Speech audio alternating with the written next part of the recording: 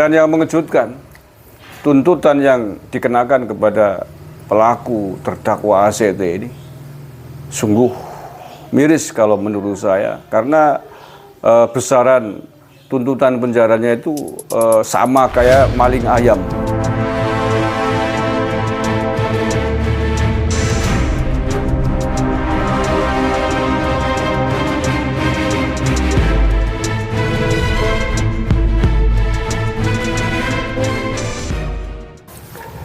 Assalamualaikum warahmatullahi wabarakatuh.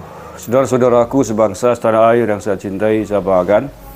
Bertemu lagi dengan saya Agus Semar dari lereng Gunung Slamet di Banyumas, Jawa Tengah.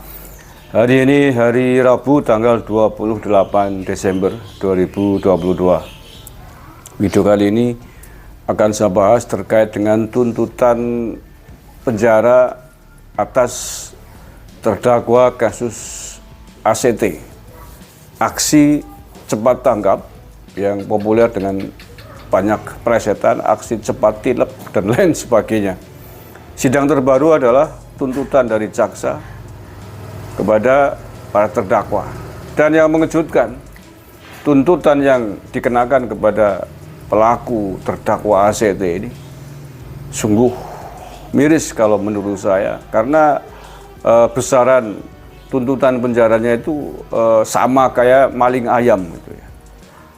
Korupsi, menyimpangkan dana umat yang nilainya 100 miliar lebih.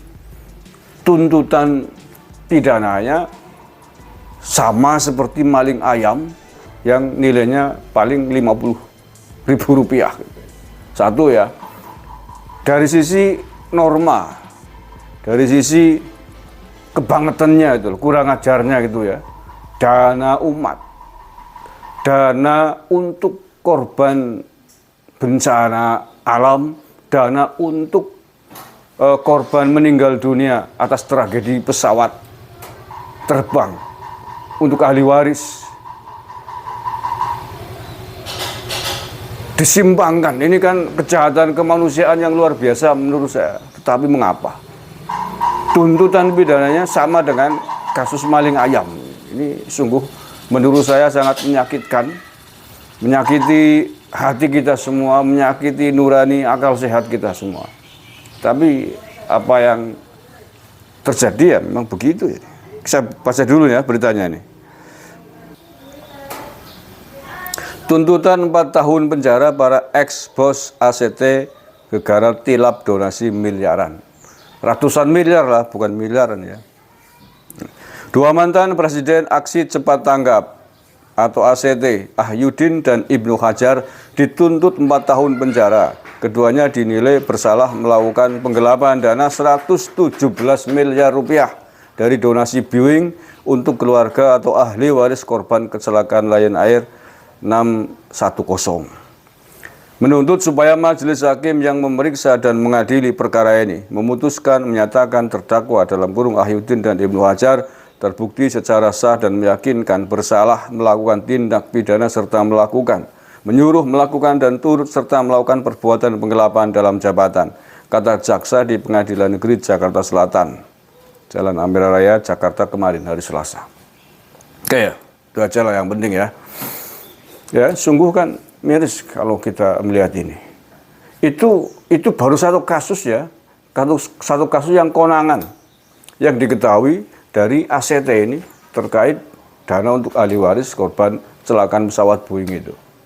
Belum lagi yang lain. 117 miliar rupiah dituntut sama dengan maling ayam yang nilainya tidak sampai 100.000 rupiah. Ini apa ini?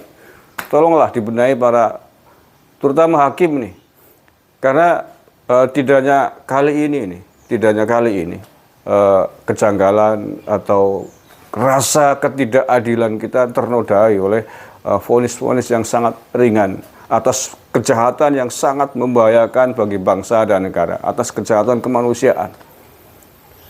Belum lama kita mendengar kasusnya Munarman, ex petinggi ormas terlarang FPI. Berapa dari divonis?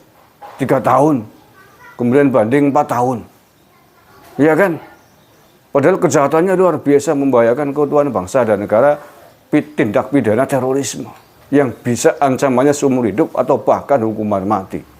Tapi vonisnya cuma 3-4 tahun.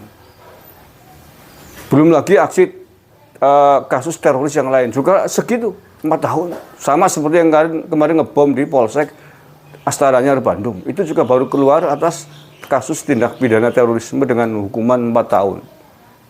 Paling dijalani 3 tahun. Ya keluar ngebom lagi, membunuh banyak orang. Itu kan kejahatan yang luar biasa. Bangsa dan negara, keutuhan NKRI ini yang menjadi taruhan. Tetapi vonisnya ringan-ringan. Makanya subur sekali ini gerakan intoleransi, radikalisme, terorisme di Indonesia. Karena memang sanksi pidananya sangat rendah. Sebenarnya ancamannya tinggi, tapi kemudian penerapannya itu rendah. Makanya kita harus waspada ini ya. Terutama di tingkat pengadilan, para hakim ini. Kita harus tahu betul ini. Jangan-jangan. Oke, kembali kepada kasus tuntutan yang dikenakan kepada para petinggi ACT ini, diancam 4 tahun penjara. Kalau ini pala jaksa nih yang nuntut nih, saya nggak habis pikir nih. Ini belum sampai pada vonis loh ya, baru tuntutan yang diajukan oleh jaksa. Bayangin coba, tuntutannya 4 tahun. Kira-kira vonisnya berapa? Paling-paling 2 tahun, maksimal 3 tahun. Kita lihat aja besok. Paling-paling itu. Tapi nggak tahu, mudah-mudahan dengan banyaknya suara seperti ini menjadikan hakim kemudian hati-hati tidak asal menjatuhkan vonis pada kasus yang sangat berbahaya ini. Mengumpulkan dana ratusan miliar rupiah, diselewengkan 100 miliar lebih. Ancamannya 4 tahun penjara. Paling vonisnya nanti 2 tahun. Dijalani paling 1 tahun, keluar masih kaya raya. Pakai uang umat, kapan mau kapok? Oh, begitu caranya. Allah ya Karim. Mudah-mudahan kayak Pak Mahfud MD lah, ini Menko Polhukam, harus memikirkan ini dengan serius agar rakyat tidak merasa terzolimi, merasa keadilannya dirampas seenaknya sendiri para penegak hukum dalam kasus sidang-sidang di pengadilan ini. Kalau percaya rakyat nanti sudah tidak percaya, berbahaya lagi, berbahaya. Ngapain ditangkap, diadukan, dipidanakan, paling vonisnya cuma setahun, mendingan diadili sendiri, kan bisa begitu resikonya kalau hal-hal seperti ini terus terjadi. Itu resiko ketika rakyat sudah tidak percaya dengan hukum, akan membuat pengadilan sendiri. Ini ngeri sekali. Oke, mudah-mudahan ini menjadi perhatian buat para penegak hukum khususnya atas keadilan penegakan hukum di tanah air ini. Terima kasih. Assalamualaikum warahmatullahi wabarakatuh.